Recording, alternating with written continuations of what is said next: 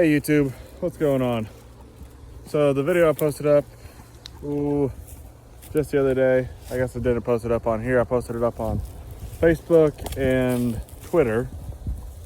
It seems to be a pretty good hit. But I did have a question on there about our fencing. And I don't know that I have done a video posted up here on fencing. And if I have, well, that's okay. I just wanted to do a refresher. So we have no property that we own.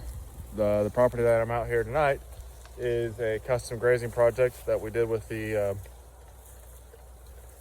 Conservation District. So I'm on the Conservation District board, and I got on the board and was asked if I could help put together basically a field day with cover crop and grazing integrated on said cover crop. I said I'd love to, no problem. And so the field that we're at is another board member's field. And I felt like the one place where cover crops are not being utilized hardly at all in our local area is behind wheat. So this was a couple different blends put in behind wheat stubble, or on wheat stubble behind wheat. And so there's no infrastructure out here. There's no fence, there's no water. I do have a well, access to a well nearby, so that makes it really nice. But yeah, it works perfect for my system, for our system I should say, because we use Premier One's electric net fencing, 164 foot single spike. I don't know really what to say about the fence. It does work, plain and simple. It does work. It keeps the sheep in. Yeah. It plain and simple, it can be a pain in the butt. I mean, absolutely. Sunflowers. I love sunflowers as a cover crop.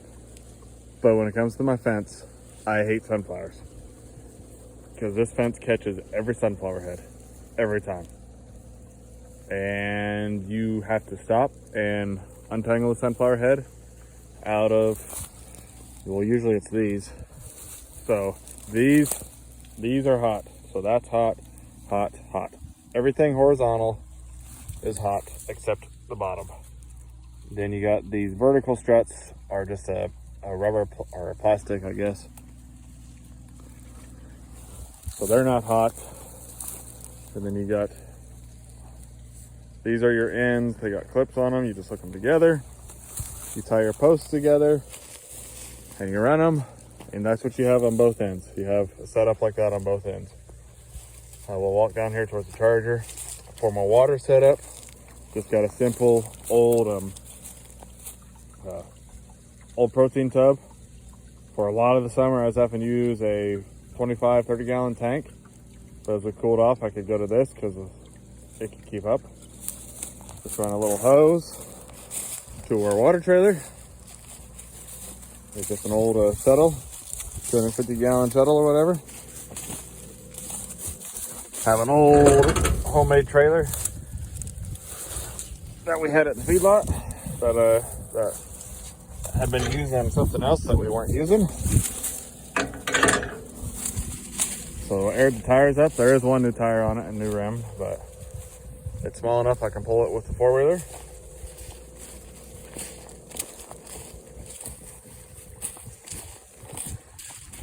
We'll come over here. This is where the sheep just were, so you can see I'm not leaving perfect residue, but I mean, it's pretty good. It survived the windstorm the other day. So, and then we got our charger over here. All right. We started off with a Stayfix 3, and I had a problem with it. I had to send it in. So ended up with a SpeedRite, which is basically the same charger. It is just a solar powered charger. The setup is all, but the battery is all from American Grazing Land.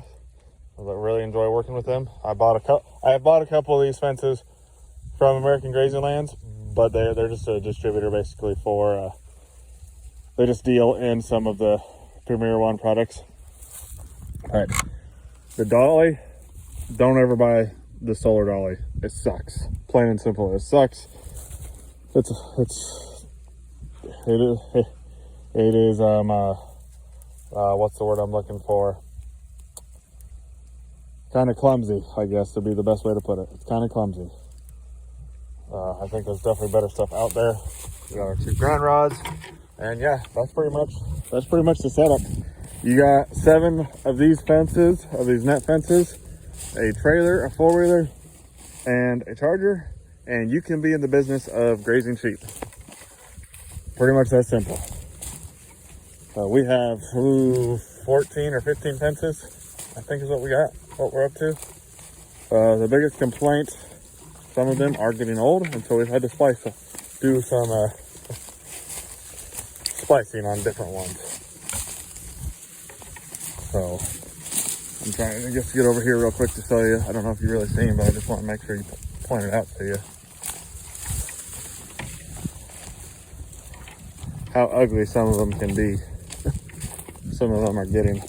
So I just went to Orscheln's and we bought some of the Gallagher polywire, and I'm just making it, trying to carry the current is all I'm trying to do. So I actually don't have a lot of contact there. As long as one of them has contact with one of these wires, it's fine. This should be carrying the current. I haven't had anything get out yet, so I guess that's the main thing. But it ain't pretty, but it gets the job done. So yeah, this fall, late summer, done some custom grazing with some cattle, as you've seen. And all I can say is fencing cattle is just way easier. Which I understand that. I've grown up around cattle. I work at a feedlot, so I know all about cattle.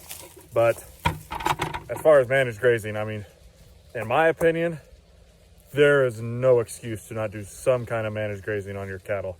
Whether it's a pasture for a month or a week, whatever, there is no excuse, in my opinion, because it is super easy.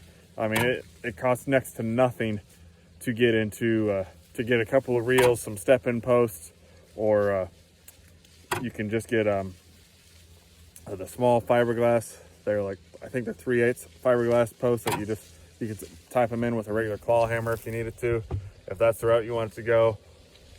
But it doesn't cost a whole lot. Single strand hot wire around the field, a couple strips break it up into a couple lanes with some single strand hot wire, 3 reels, and you're in business.